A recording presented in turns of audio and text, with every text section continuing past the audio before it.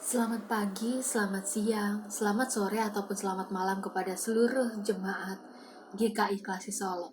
Kita berjumpa kembali dalam Bina Iman. Pada hari ini, kita akan bersama-sama merenungkan firman Tuhan dan mengawalinya dengan sebuah doa nyanyian.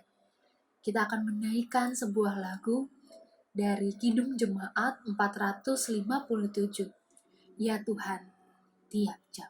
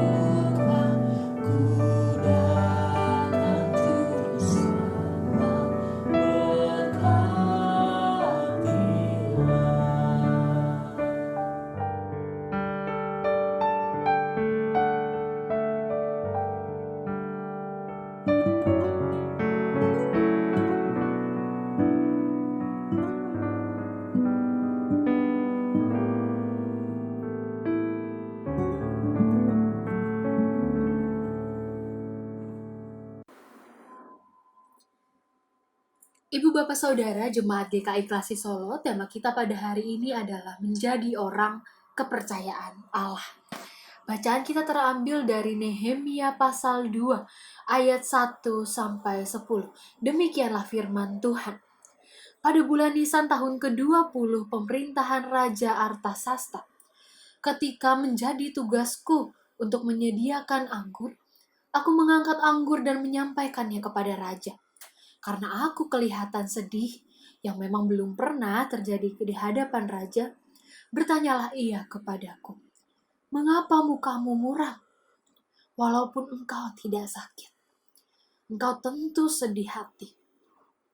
Lalu aku menjadi sangat takut. Jawabku kepada raja, "Hiduplah raja untuk selamanya. Bagaimana mukaku tidak akan muram kalau kota tempat pekuburan nenek moyangku telah menjadi reruntuhan dan pintu-pintu gerbangnya habis dimakan api?" Lalu kata raja kepadaku, "Jadi apa yang kau inginkan?" Maka aku berdoa kepada Allah semesta langit. Kemudian jawabku kepada raja, "Jika raja menganggap baik dan berkenan kepada hambamu ini, utuslah aku ke Yehuda, ke kota pekuburan nenek moyangku, supaya aku membangunnya kembali."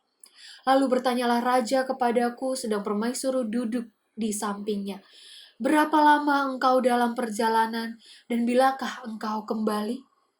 Dan raja berkenan mengutus aku, sesudah aku menyebut suatu jangka waktu kepadanya. Berkatalah aku kepada raja, "Jika raja menganggap baik, berikanlah aku surat-surat bagi bupati-bupati di daerah seberang sungai Efrat, supaya mereka memperbolehkan aku lalu sampai aku tiba di Yehuda. Pula sepucuk surat bagi Asaf, pengawas taman raja, supaya dia memberikan aku kayu untuk memasang balok-balok pada pintu-pintu gerbang di benteng bait suci, untuk tembok kota, dan untuk rumah yang akan kudiami." Dan raja mengabulkan permintaanku itu, karena tangan Allahku yang murah melindungi aku. Maka datanglah aku kepada bupati-bupati di daerah seberang sungai Efrat, dan menyerahkan kepada mereka surat-surat raja. Dan raja menyuruh panglima-panglima perang dan orang-orang berkuda menyertai aku. Ketika Sambalat orang Horon dan Tobia orang Amon, pelayan itu mendengar hal itu, mereka sangat kesal karena ada orang yang datang mengusahakan kesejahteraan orang Israel. Saudara yang terkasih, pada hari ini kita akan belajar dari kisah perjalanan pemanggilan Nehemia. Nehemia adalah seorang juru minuman raja, khususnya yaitu kerajaan Persia. Raja Persia yaitu Raja Artasasta. Tugasnya adalah menyediakan anggur, membawa anggur, dan menyediakan yang terbaik. Walau bekerja bagi Persia, Nehemia memiliki rasa solidaritas, memiliki rasa bersatu yang erat, yang mendalam kepada bangsa asalnya, yaitu bangsa Yahudi. Ada satu misi yang dimiliki Nehemia. Ada satu panggilan yang dimiliki, yaitu ia ingin membangun kembali tembok Yerusalem.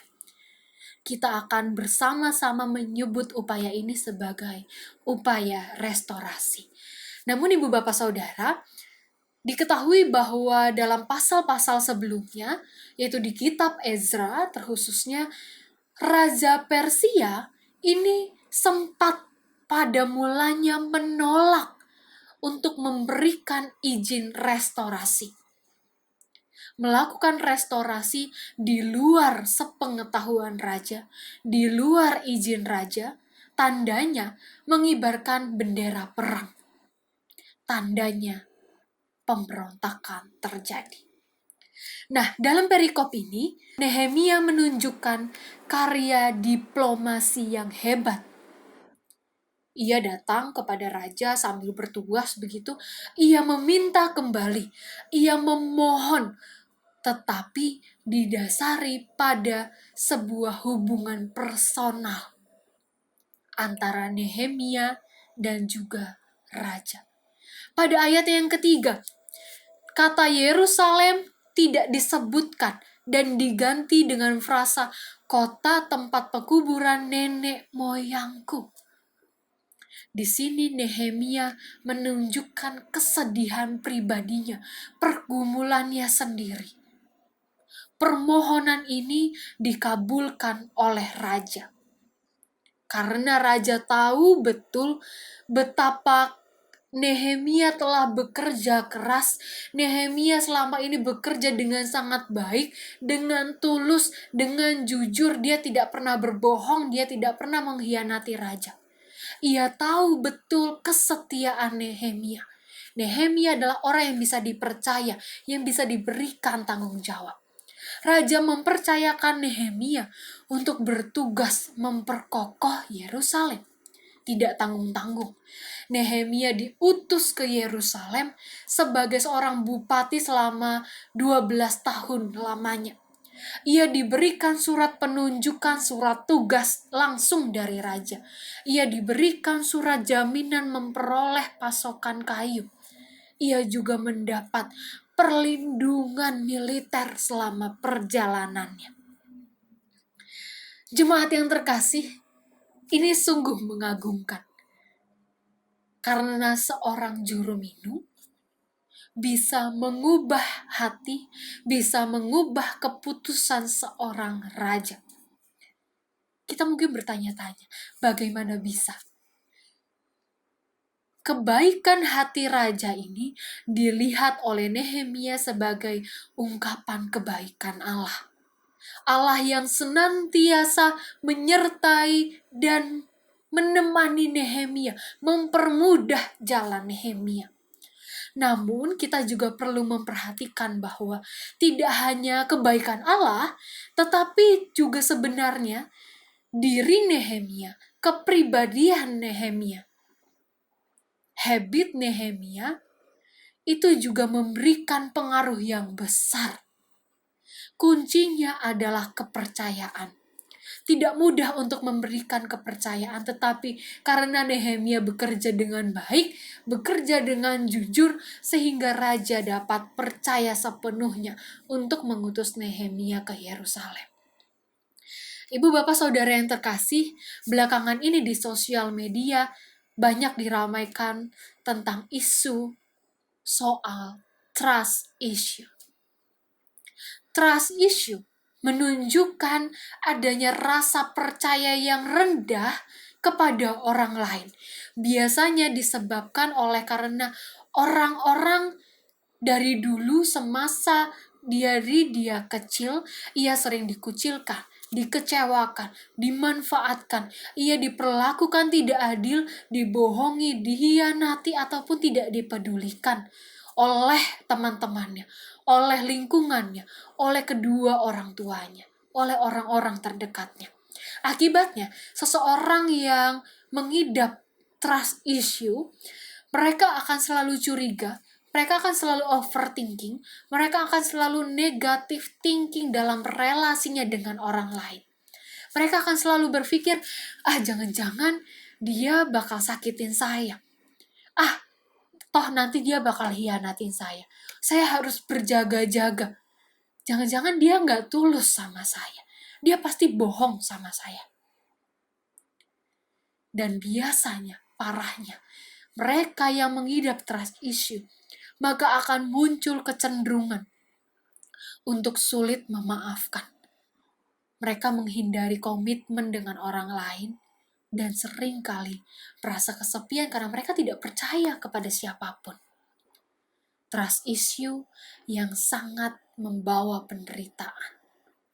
Kita dapat membayangkan bagaimana orang-orang yang mengalami trust issue ini begitu sangat menderita dalam relasinya dengan orang lain.